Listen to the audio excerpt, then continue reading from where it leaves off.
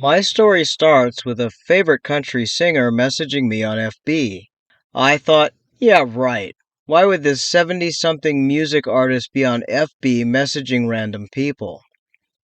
I go along with him, and he asked if I've ever been to any of his concerts. I said yes in the 90s, and I told him I was waiting to see him in Vegas this December. He asked if I had tickets and t shirts.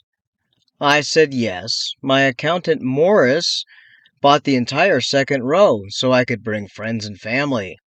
He asked me to show my t shirts, and I told him they were at home in Alabama. He'd questioned if I'd bought the VIP tickets. I said, I don't know. I didn't ask. The tickets were over $7,000. He said without VIP, I could get in, but he didn't want me to be embarrassed. He said I needed to send $11,000 to get VIP tickets. I told him, well, I'll have Morris call and check with our tickets, and he needed to see the tickets.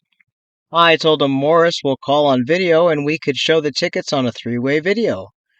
After a short time, I told him, well, we're all good. I'm glad you took the call, although my hair's a mess. He accepted the fact that he wasn't selling me $11,000 worth of tickets. He then posted a picture of a truck for sale. It was an apple red 18-wheeler. I like it, and he asked if I wanted to rent or buy it. I said, well, I need to see this beauty. He told me to download WhatsApp and he will get the owner to contact me. I said, no, not that interested. I'll only talk here on FB. He made up a fake truck selling account on FB and then sent me a link. The person who was selling the truck said I would need to pay for half of the amount and then they'd bring it to me. I said, no, I don't buy anything sight unseen. They said that that's how they do things, and I asked where the truck is and I'll come for it. They said Texas, but refused to give me an address. They said I better hurry, other people are interested in the truck. I told them never mind, I'll look elsewhere. I went back to my country singer and told him what they said, and he kept telling me that was how he bought his truck. And I told him, I don't do business like that. He said every truck company in the country did. I told him, I've already bought two and I was able to see it and then test drive it. He gave up on that. He messaged me the next day and I sent lyrics to two different songs he sings at his concerts. He responded to both with, okay, baby. I finally asked him if he knew what the first one meant. He said, you will be in Texas by morning. And I laughed to myself. The next day I sent the same lyrics. I asked, do you know where I got these words from? He said, oh, I was about to ask you. And I said, seriously? And he replied with, I'm serious, dear. I then told him that he was a fake, and the next time he scammed, not to pick a celebrity because he wasn't very good at it. Story 2. My grandmother was convinced that she was in an online relationship with the famous singer Rod Stewart. We didn't know about all this until everything started to fall apart, and we were able to go through her chats that they'd had.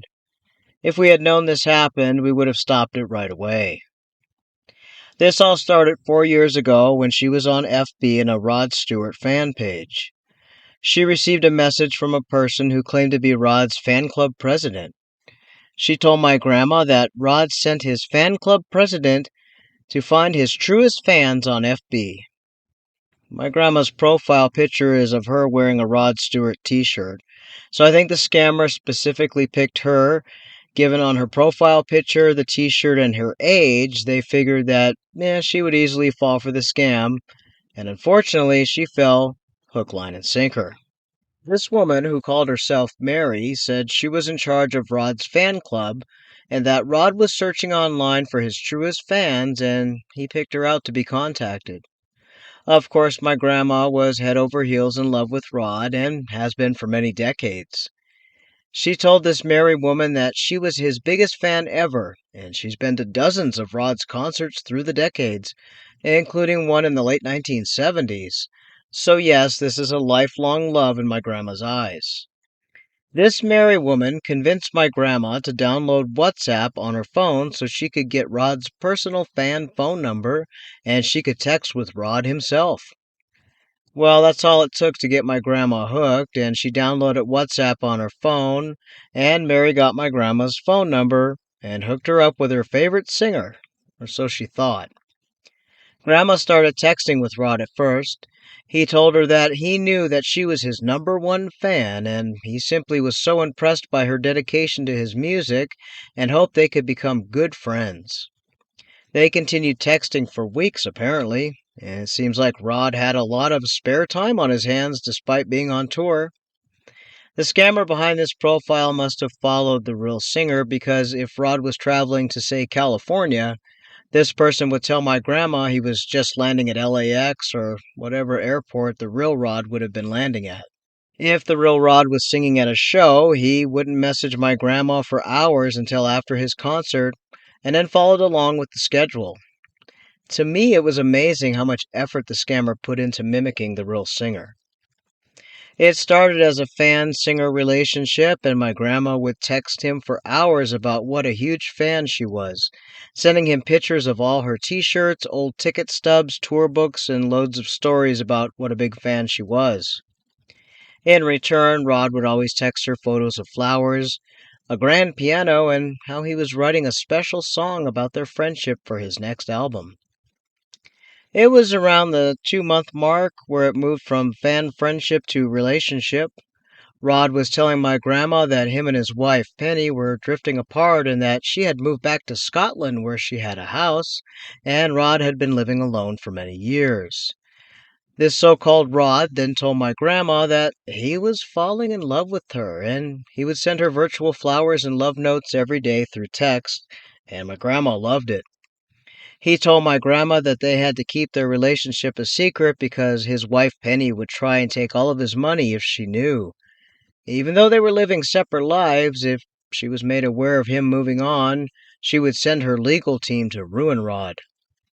He then said he was working with a secret attorney to divorce his wife Penny and secure his assets, and that he promised that they would be together soon, but until then he had to keep things quiet, and he couldn't voice or video chat with her as his wife might find out as she had bugged the room and listened to his conversations.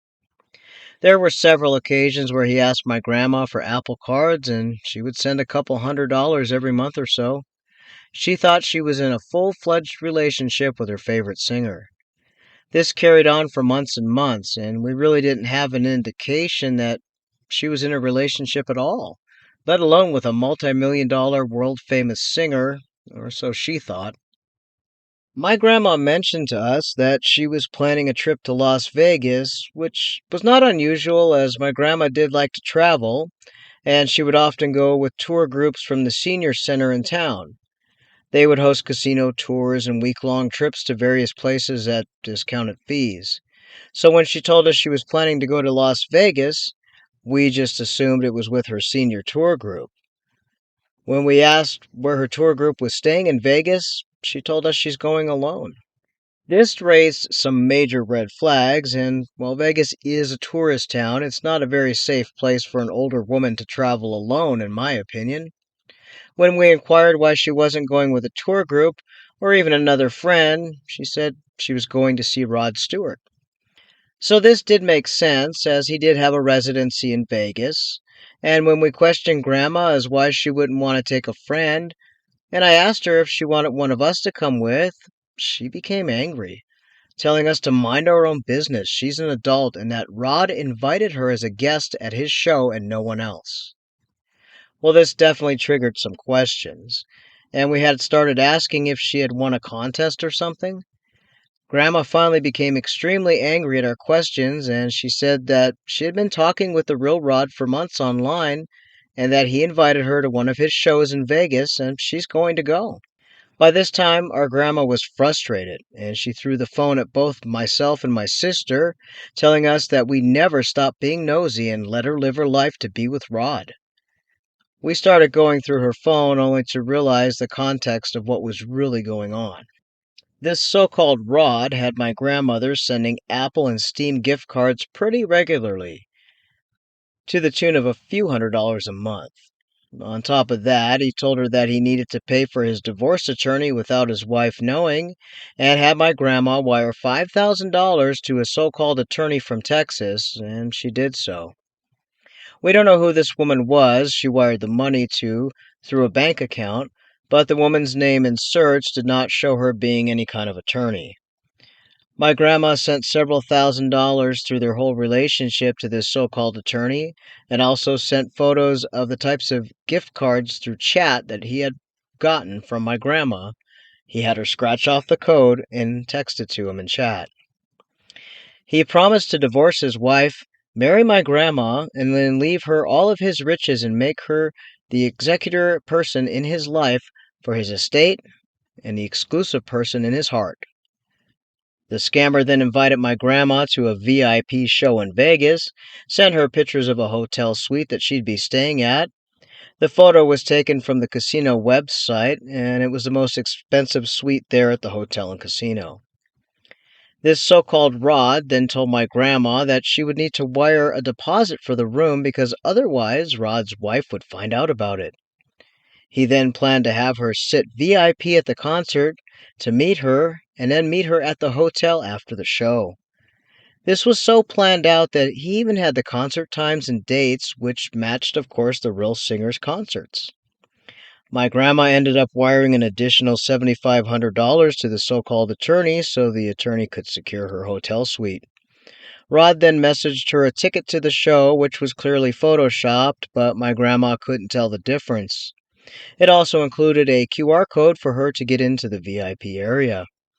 When we scan the QR code, it just takes you to a game site. Nothing to do with a concert or with Rod Stewart or any tickets. I don't think we could total every single dollar my grandma spent, but easily over $15,000 between paying for the fake attorney, the hotel, and various gift cards that got sent through chat in their relationship. While it broke my grandma's heart, we were finally able to convince her it was a scam. I called the so-called Rod Stewart's phone number from another phone, and a man picked up asking who I was. When I confronted him, he said he didn't know the meaning of all this and had no idea what I was talking about. When I tried calling back, another man answered with a similar accent as the first man that I had called, and he told me to stop calling. Since this event, my grandma had to change her phone number as she was receiving phone calls and messages from all sorts of numbers, including at least a dozen numbers out of Nigeria. She shut down her social media too. She was getting tons of Rod Stewart profiles sending her messages claiming to be the real singer and more. It was a hard conversation to have with her, but we showed her the proof, spoke to her gently, and made sure she was safe and her bank account was safe as well. In the end, she's okay and learned a hard lesson since this event, and as a family, we were able to take her to see the real Rod Stewart in concert, and she's still a fan, and she knows the singer wasn't in a relationship with her, and it wasn't the singer who did this to her, but instead some cold-hearted, cruel scammer.